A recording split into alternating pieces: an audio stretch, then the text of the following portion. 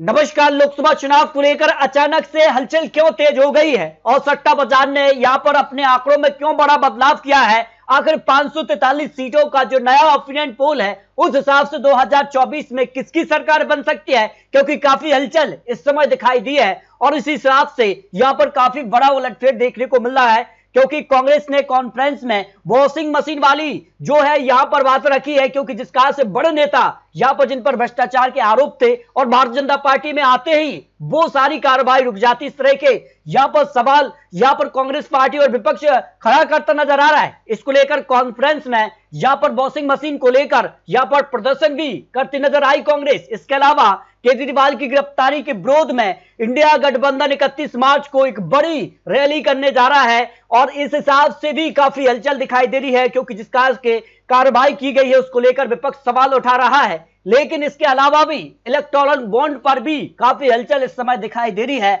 और उसी बीच क्या कुछ आंकड़ा बन सकता है, सट्टा बाजार हो या फिर अन्य एजेंसियां ओपिनियन पोल में कितना बदलाव करती नजर आ रही हैं। आखिर जो सबसे बड़ा सर्वे है उसने यहां पर नींद क्यों उड़ाई है, इसको लेकर महत्वपूर्ण आंकड़े सामने आ रहे हैं। आपको बता दें कि चुनावी जो है तारीखों का ऐलान हो चुका है।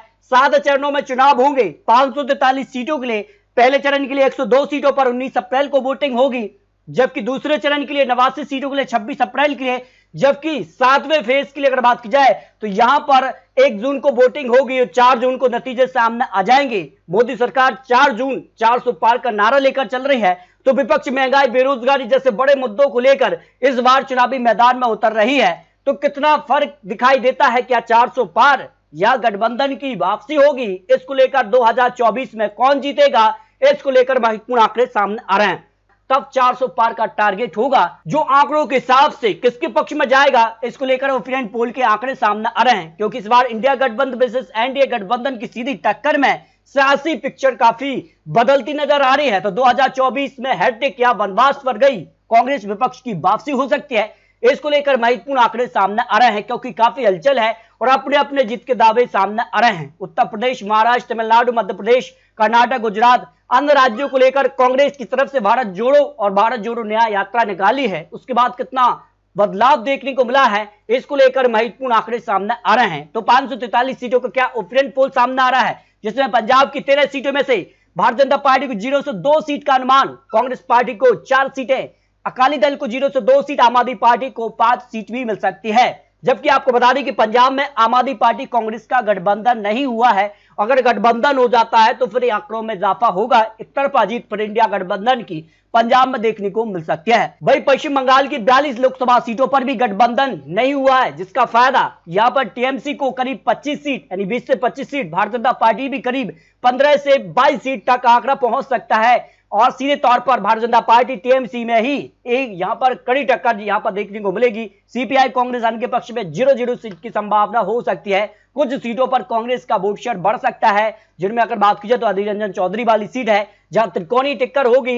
यहां पर टीएमसी की तरफ से यहां पर बात की जाए शिव पठान और यहां पर बात की जाए तो काफी हलचल यहां देखने को मिल सकती है। जम्मू और कश्मीर की 6 लोकसभा सीटों के लिए भारतीय जनता पार्टी को 3 सीटें, पीडीपी को 1 सीट, नेशनल कॉन्फ्रेंस और कांग्रेस के पक्ष में 1 सीट, यानी इंडिया गठबंधन के तौर पर चुनाव लड़ रहे हैं। तो कांटे की टक्कर यहां पर भी देखने को मिल रही है। 3-3 की सीटों पर यहां पर जो है कड़ा मुकाबला देखने को मिल सकता है। वही बिहार की 40 लोकसभा सीटों पर भी काफी हलचल देखने को मिली है और भारतीय जनता पार्टी को करीब 26 सीट है, जिसमें जेडीयू भी अब शामिल हो चुके हैं। तो जेडीयू का आंकड़ा प्लस भारतीय जनता पार्टी का करीब 30 से 35 सीटें बिहार में हो सकता है। लेकिन आरजेडी कांग्रेस भी करीब यहां पर 8 से 10 सीटों पर भारी नजर आ रही है, जो आंकड़े दिखाई दे रहे हैं, क्योंकि बिहार में गठबंधन काफी हलचल रही है। एनडीए की बात की जाए या फिर इंडिया गठबंधन की, दोनों ही गठबंधनों में सीट शेयरिंग को लेकर हलचल काफी बड़ी है और उसी हिसाब से यहां पर काफी हलचल देखने को मिल सकती है। तेलंगाना की 17 लोकसभा सीट में से भारतीय जनता पार्टी को 5 लोकसभा सीट तक, जबकि 13 को सबसे ज्यादा नुकसान तेलंगाना में देखने को मिल सकता है।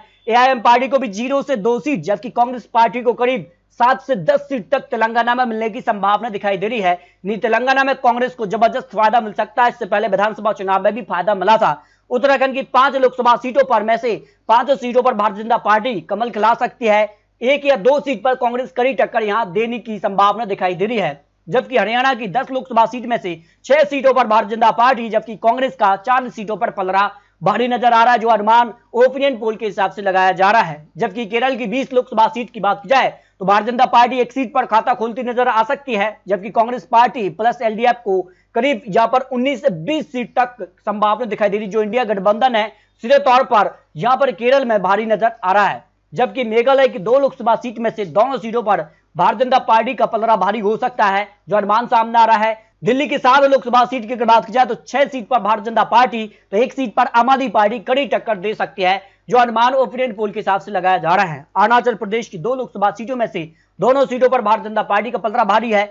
छत्तीसगढ़ की 11 लोकसभा सीटों में से 8 से 10 सीटों पर भारतीय जनता पार्टी कमल खिला सकती है, जबकि 1 से 2 सीटों पर कांग्रेस कड़ी टक्कर छत्तीसगढ़ में देने की संभावना यहां दिखाई दे रही है, जो अनुमान ओपिनियन पोल के हिसाब से लगाया जा रहा है। जबकि गुजरात की 26 सीटों पर भारतीय जनता पार्टी कमल खिला सकती है। कुछ सीटों पर आम आदमी पार्टी कांग्रेस यहां पर सीधे तौर पर कड़ी टक्कर वोट शेयर के मामले में यहां पर बढ़ सकती है, जो अनुमान सामने आ रहे हैं।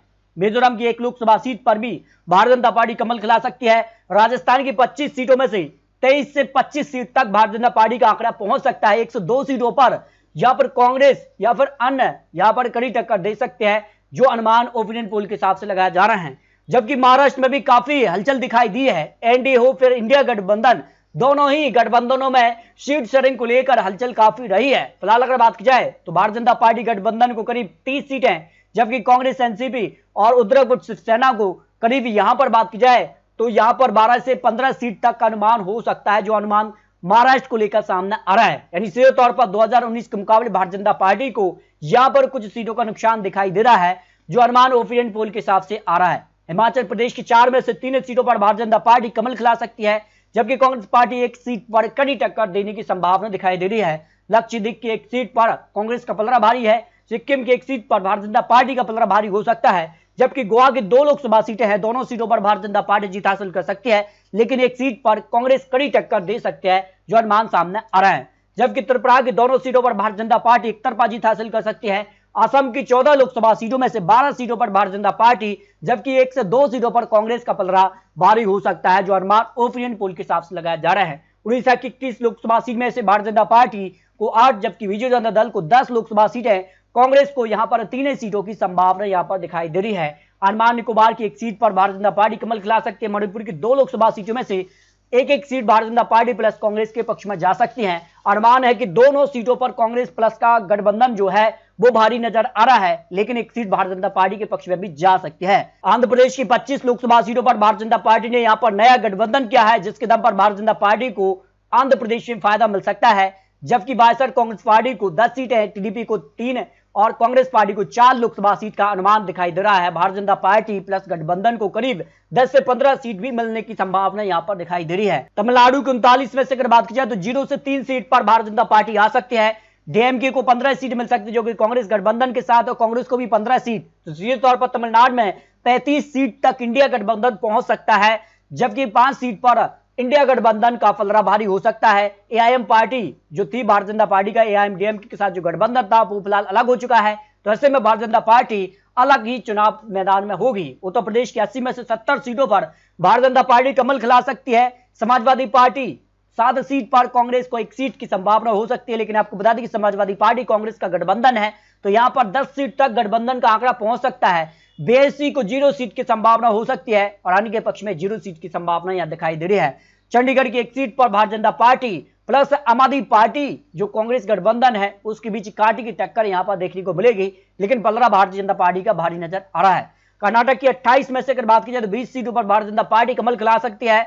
जेडीएस जो कि भारतीय जनता पार्टी के गठबंधन के साथ चुनावी मैदान में होगा, तो 3 सीट तक यानी करीब 23 से 25 सीट तक कर्नाटक में भारतीय जनता पार्टी एनडीए गठबंधन पहुंच सकता है, जबकि 5 से 7 सीट तक कांग्रेस को यहां पर फायदा मिल सकता है, जो अनुमान सामने आ रहा है। मध्य प्रदेश की 29 में से 23 सीटों पर भारतीय जनता पार्टी एक तरफा जीत हासिल कर सकती है, जबकि 5 सीटों पर कांग्रेस से कड़ी टक्कर की संभावना दिखाई दे रही है, क्योंकि विधानसभा चुनाव में कई विधानसभा क्षेत्र ऐसे रहे थे जहां कांग्रेस का पलड़ा भारी था। और उसी हिसाब से अगर बात की जाए मध्य प्रदेश में, यहां पर भारतीय जनता पार्टी 23 से 28 सीट तक पहुंच सकती है, लेकिन 5 सीटें कड़ी टक्कर के तौर पर भी देखी जा रही हैं। झारखंड की 14 लोकसभा सीटों में से भारतीय जनता पार्टी को 9 सीटें, जेएमएम को 3 सीटें, कांग्रेस गठबंधन को 2 सीटें मिल सकती हैं। यानी सीधे तौर पर जो गठबंधन है कांग्रेस प्लस जेएमएम का उसको 5, जबकि भारतीय जनता पार्टी को 9 से 10 सीट का अनुमान सामने आ रहा है। इस लिहाज से अगर बात की जाए, जो ओपिनियन पोल मध्य प्रदेश हो या फिर अन्य राज्यों के विधानसभा चुनाव के बाद काफी हलचल रही है, लेकिन जो अचानक से आंकड़े बदल रहे हैं उस लिहाज से अगर बात की जाए तो फिर एनडीए 280 से लेकर 350 सीट के आसपास दिखाई दे रहा है। इंडिया गठबंधन 150 से लेकर 80 प्लस सीटें और अन्य के पक्ष में 40 से 80 सीट का अनुमान ओपिनियन पोल के हिसाब से लगाया जा रहा है। तो एनडीए विसेस इंडिया गठबंधन की टक्कर में फिलहाल इंडिया गठबंधन का जो है मामला काफी पीछे नजर आ रहा है, जबकि एनडीए जो बहुमत का आंकड़ा है उसको पार करती नजर आ रही है। लेकिन बात की जाए तो कई सीटों पर गिरावट भी देखने को मिल रही है, जिस कार की हलचल अब विपक्ष की तरफ से यहां पर दिखाई दी है। तो